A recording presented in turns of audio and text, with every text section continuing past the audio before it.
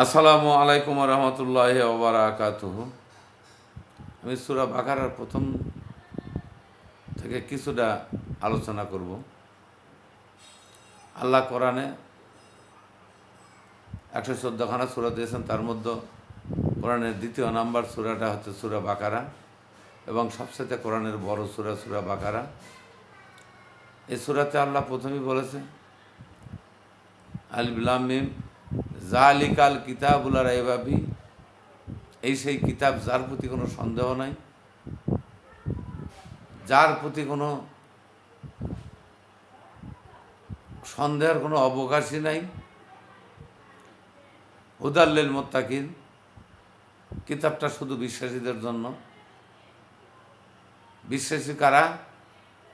যারা অদেখা আল্লাহকে বিশ্বাস করে এবং বিশ্বাস করে ভয় করে এবং আল্লাহর ইবাদত করে।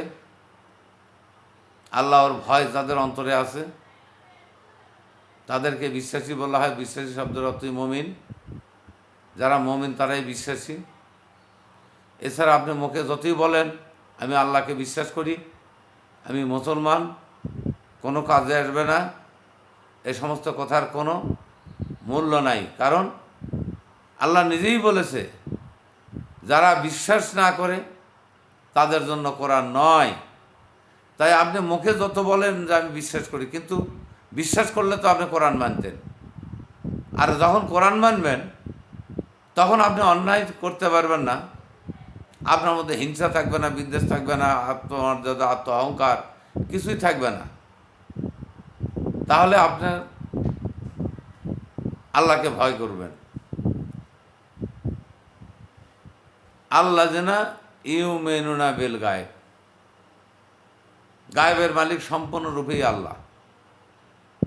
বর্তমান জামানায় অনেক ভণ্ডপীর, অনেক লোকই, অনেক পাগল বলে যে আমরা গায়েব জানি, আমরা গায়েব জানি। একমাত্র আল্লাহ ছাড়া কোনো নবী গায়েব জানতেন না, কোনো নবীকেই গায়েব জানার ক্ষমতা আল্লাহ দেয়নি। তাহলে এই সমস্ত ভণ্ডরা কি করে গায়েব জানে? এদের গায়েব জানার ক্ষমতাটা কোথায় আছে? কারণ একটা রাসূল, একটা নবীর লোমের যোগ্যও কেউ হতে পারে না।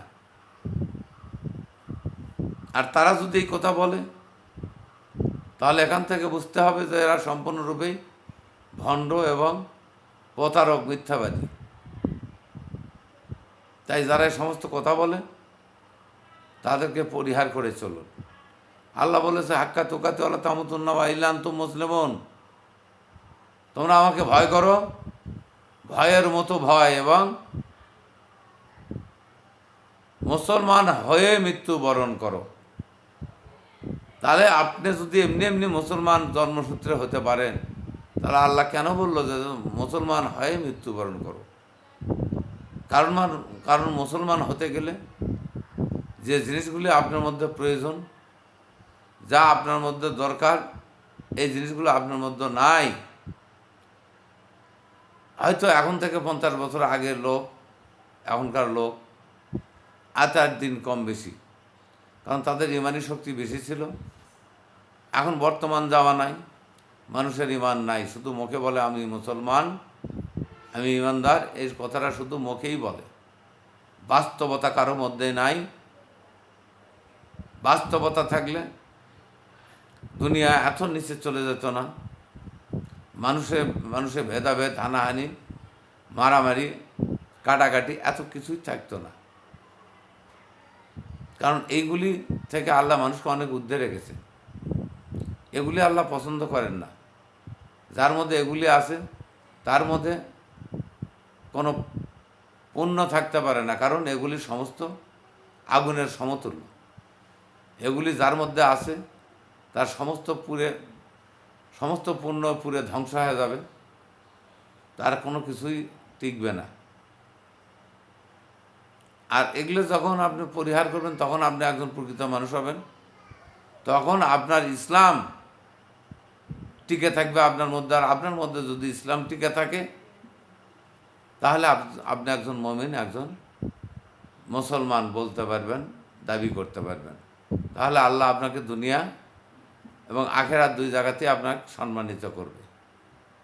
তাই আলোচনা আমি আর দীর্ঘায়িত করতে চাই না।